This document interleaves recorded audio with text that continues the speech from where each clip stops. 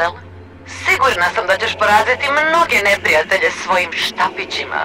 Što hoćeš, Vempra? Želim ti nešto pokazati.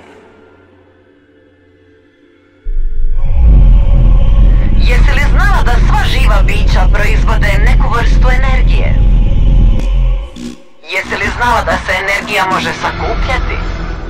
Godinama sam eksperimentirala na svakakvim oblicima života. Istraživala koji je najbolji način za izvlačenje života iz njihovih tijela. Pretvarala ga u izvor energije. Što je to? Dojmljivo, zar ne?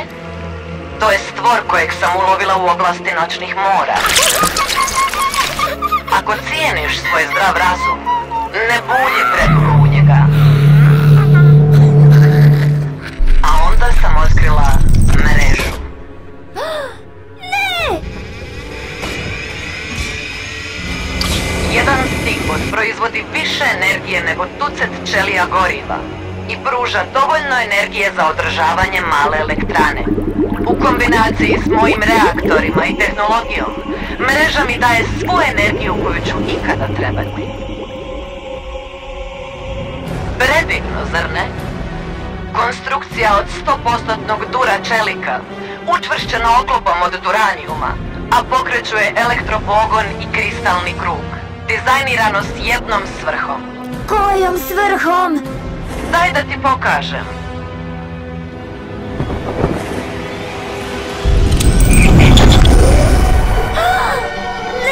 Ne može biti!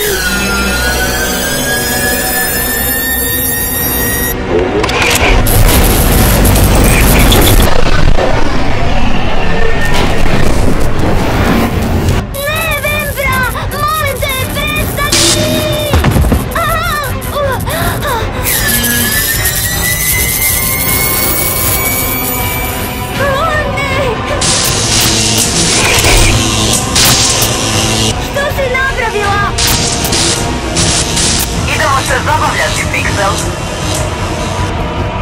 U sljedećoj epizodi Izvan mreže.